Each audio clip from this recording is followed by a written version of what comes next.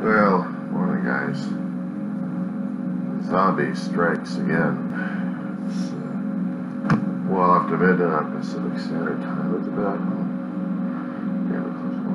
12:42 in the morning on a Friday, the 30th of July, 2021. Getting it down close to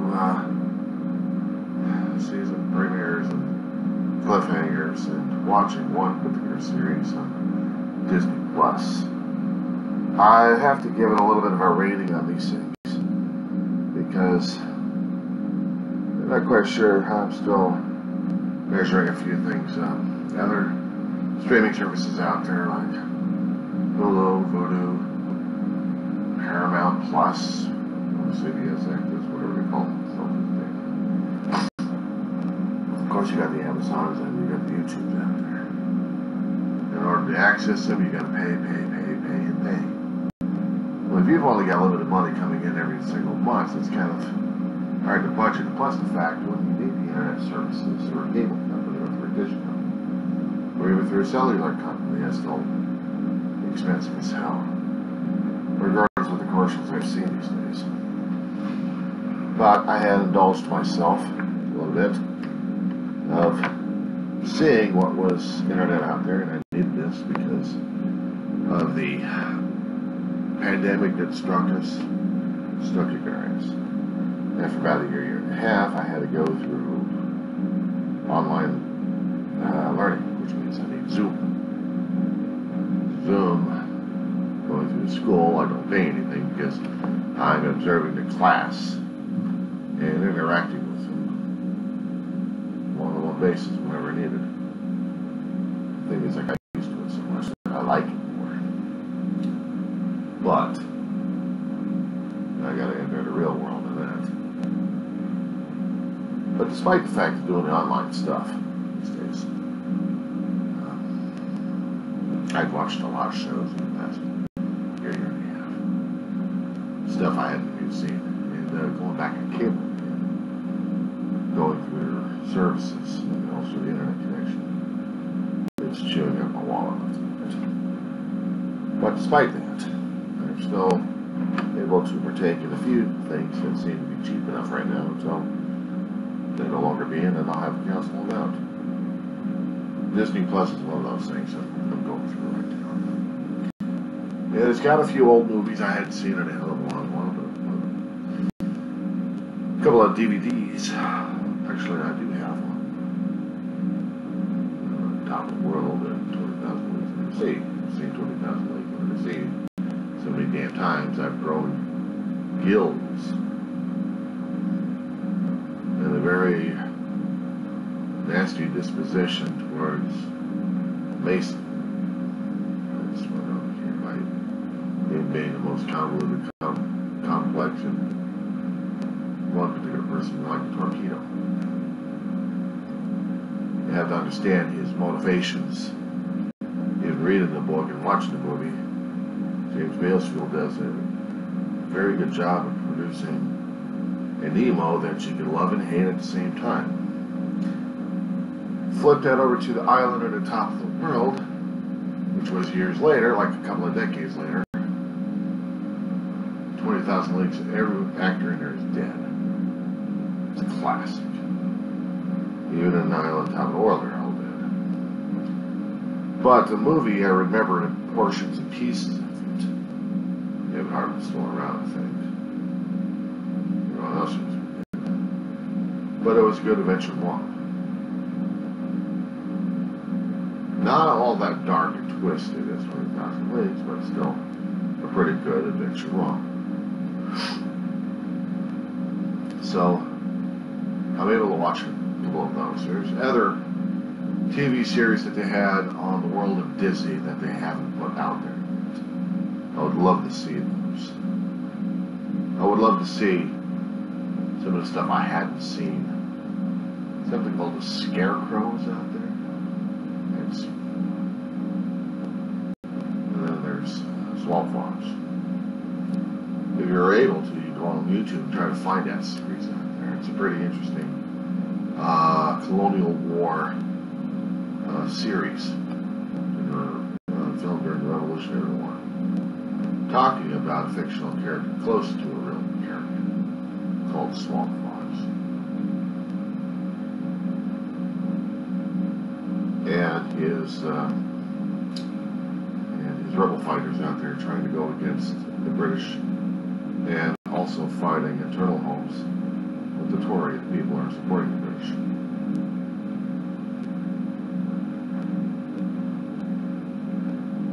The sense of liberty were out there too. So many shows are being shown in the 60s and 70s on Disney that we were watching all the time. But they haven't put those shows out there.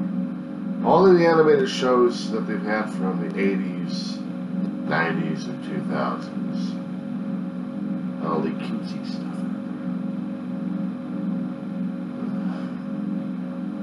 When Disney had acquired Lucas, there was also Star Wars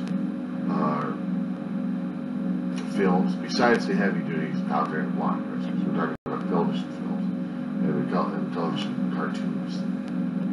Ewoks and droids. One could relive an entire childhood watching some of that stuff.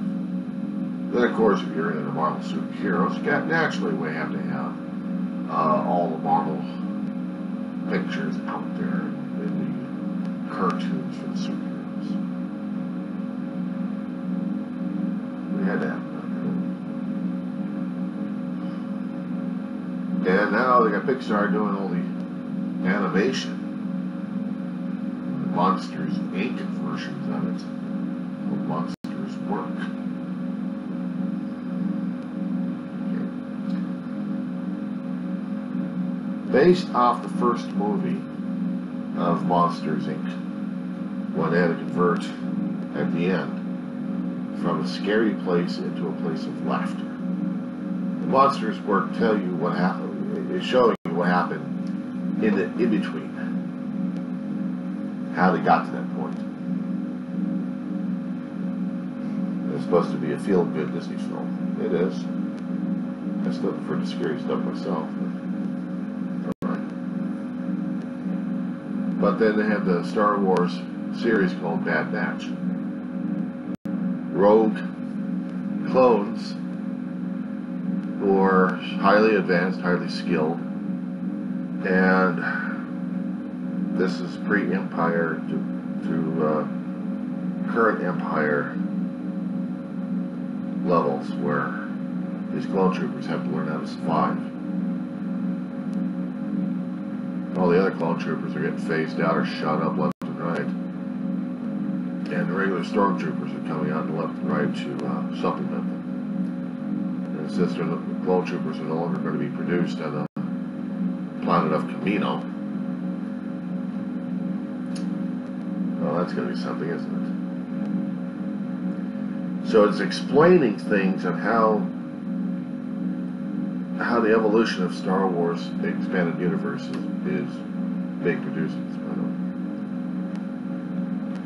So it's interesting looking at all this stuff. I'm looking at some of the history that Disney's trying to rewrite, or write, basically.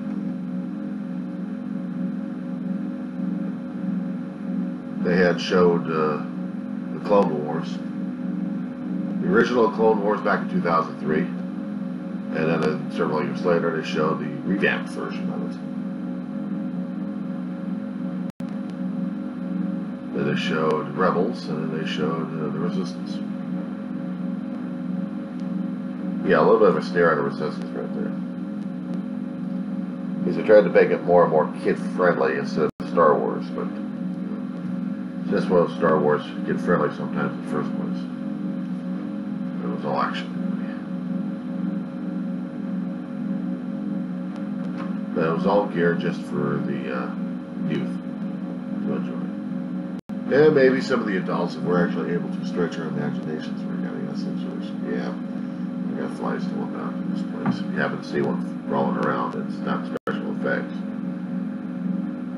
They're awake because I'm awake right now, and I can't even fall asleep just yet.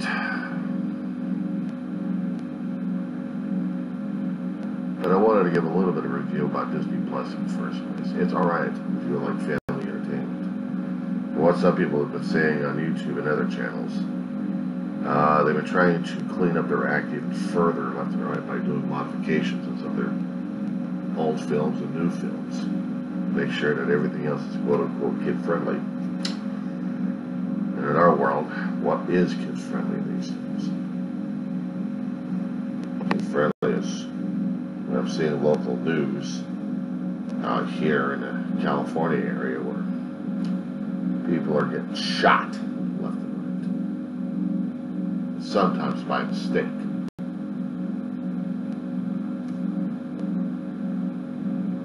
It's a reality check compared to what we've been watching these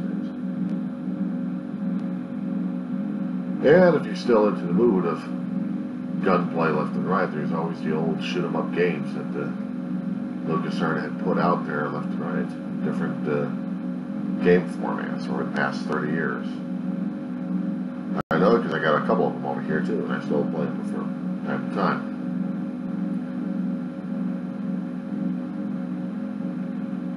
I have yet to do Hulu, because that takes a prescription. Actually, it takes more money right there. Amazon Prime, that's also taking money right there, but at least I can watch some stuff. Most of the films I hadn't even seen or heard of. And some of the television shows, you still have to pay a little bit more to see those things. Renting or buying them, including some of the movies I've seen from older days. Funny thing is, I can get a John Wick collection from somewhere, and I can get a couple of films on there, and yet I go on Amazon and I can see them and have to rent them out for about $3 or $4 on that one. No thanks. If I were to get the DVDs and Blu-rays, I'll watch them on that one. And some of the shows are alright. They're coming up with new and original stuff out there that's seems to be entertaining, worthwhile. So, besides the Amazon Prime, it also helps out with the shopping as well. That's generally what I use for the Amazon anyways, is shopping. Sorry, Walmart, but I don't use you all the time. You don't have any online content. You just only have a shopping thing. Amazon's the online and the shipping. They're online entertainment. They are on your television. They're on your cell phones. On your laptops. Including coming up to your door and giving you stuff.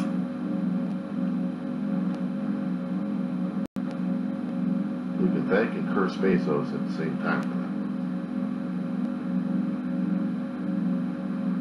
that. As for the other things like Paramount Plus when they came out with it. Actually, it was CBS Access and then Paramount Plus. Because anything concerning about CBS or anything concerning about Paramount Pictures, anything that they owned was being put on there.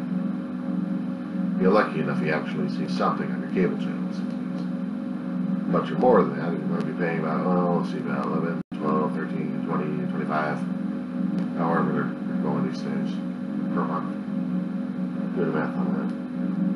Of course, you get a good package on that one. Backtracking on Disney Plus, they are offering Premier Access. As long as you pay about $30 for a movie, it's one over here where wait 3 or 4 months before it becomes on regular. Premier Access gives you a preview of actually a jump ahead on everybody else watching the movie. And then make your own critiques about it. Cruella was one of those. I've seen it. I laughed at it. Laughed with it. Cried with it. It's a good film. I shelled $30 out of my own pocket for that one. She'll wait about 4 or 5 months before it comes on regular and I can watch it then.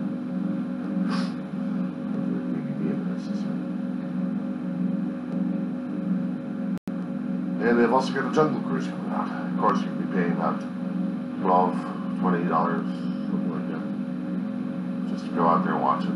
And same thing for Black Widow, as I understand it's having issues concerning about a lawsuit happening because of the streaming service. Something convoluted and complicated as it is. Maybe it shouldn't have been on the streaming service, but that was a company call right there. So now they've got a contract dispute going on. Great. But still, if you can shell out $30 and watch that thing, more welcome to online. Of course, if you got food at home, you can actually fix your own food and just watch it without paying for the concession stuff at those theaters.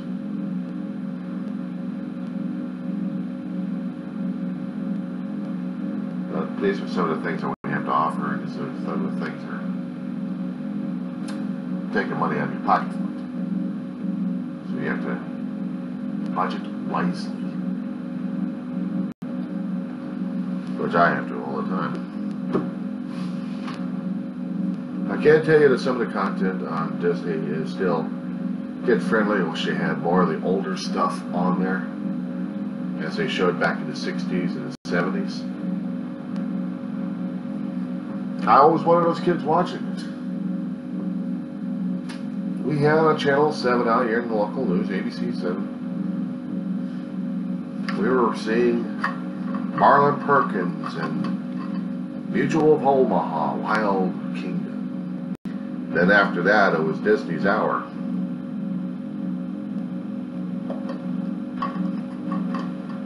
We watched Perkins before we watched Disney. I always wondered about having a gym. Marlon Perkins and Jim. These two guys would show you what's going on in the African savannah or in different places where they actually were talking about animals, not wild. They will educate the people regarding that. Our own conservation score. And then if you want to fly to fancy, you'd see Tinkerbell flying across your screen with her wand. Boom! Wonderful world of Disney. Or magical world of Disney. And then you will see some of the Disney productions that they would put and rerun every so often. And you'd thrill to it. And you'd drool on it. 3 or 4 or 5 weeks. Here comes another series. Break that up. Here comes another series. Continuation. And they would do that every so often. Throw people off. Like they're doing these days because of the COVID situation on a couple of networks running this. But this is what's going on. And I wish we could watch those old shows again. What Disney was trying to do when he was allowing the film companies to do them is he apparently had some love of history. He wanted to share that with the public. There was also a lot of controversy concerning Mr. Disney. There was also a lot of controversy concerning Mr. And some people didn't exactly take too kindly to him either. Of course, some of his parks were supposed to be family fun and cheap as hell. But not for some people as well. There are rumors passing still these days, and it may be confirmed as true or not. There was a darker side of Mr. Disney. And once that was exposed, and he had to let everybody, I mean everybody, to his parks, so they could also enjoy it. So it made you kind of think, when you're partaking in Disney, or you're partaking in a monster or what. It's like comparing cars. If you wanted to get a cheap Volkswagen next to a Dodge Dart station wagon.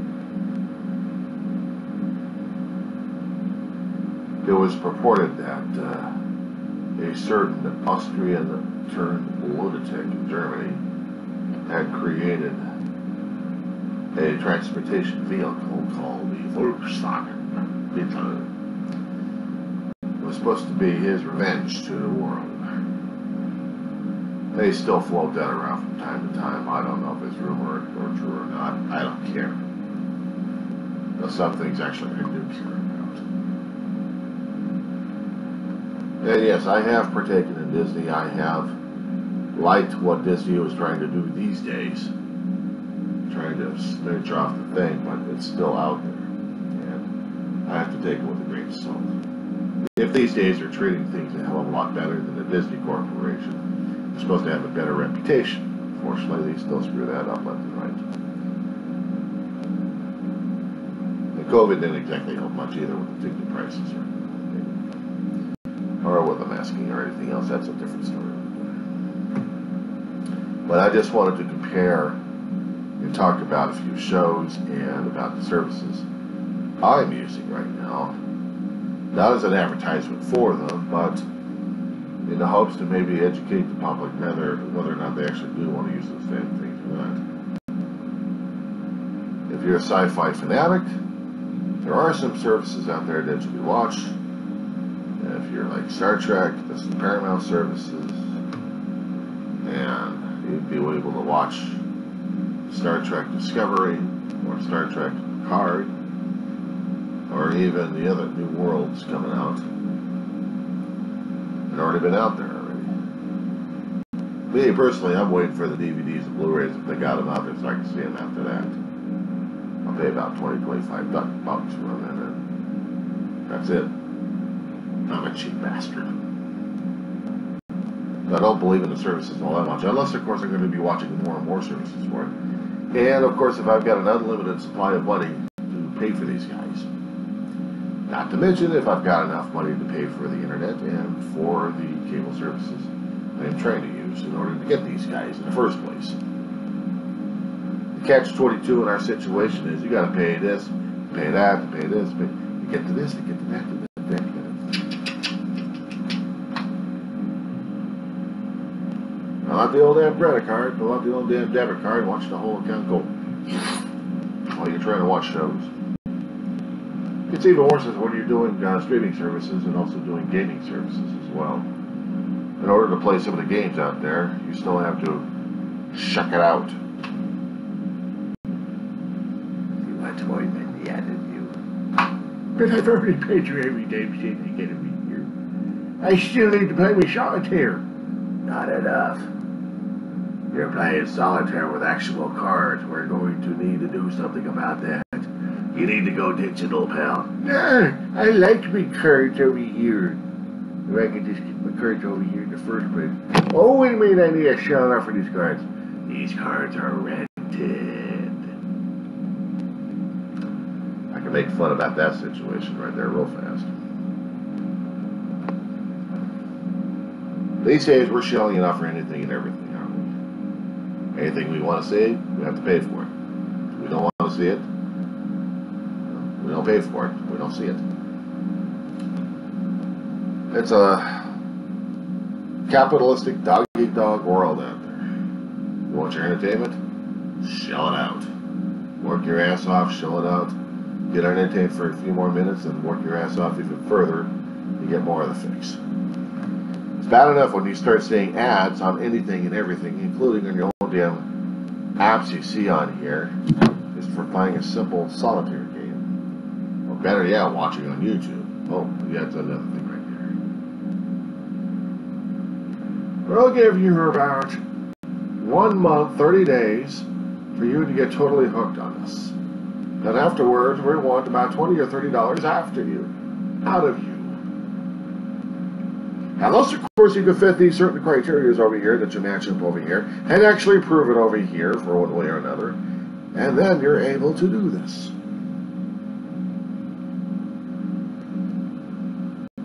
I'm getting sick and tired of this damn crap, I swear. In order for me to use YouTube, I have to shell out money now for that? It's one thing I'm seeing some of the creators out there who are going on services like Patreon who want to get money out of people so they can continue doing their professionalism left to right. Yeah, I'm a rank amateur. I'm not looking for that shit. I'm not even at that level yet. I'm just getting started with this thing. I don't have any merchandise lined up. I've got nothing lined up. I'm not even interested in that damn shit. So that's why I'm not going anywhere. But the other people, well, they're hell-bent on the content left and right. So that's an interesting world and an interesting place we're living in right now, isn't it? We're wondering how the rest of it's going to be faring out. Meanwhile, my body's still trying to give me signals whether or not it wants to go back to sleep or not. I'm hoping so because I want to go back to bed, but my body's not convinced about it at this time. See, right now we're already past the age of, well, let's see, it's past 7 after 1 in the morning. Yay! And you're pissing me off. I need to go back to bed. I need sleep, damn it. Anyway, try and have a good one this weekend if you can. Don't shell out too much for your entertainment. Save on to it as much as you can. Unless, of course, you're totally addicted to everything that you want to shell the money out for. The only thing you're going to be needing at that point is a GoFundMe page for your own media addiction.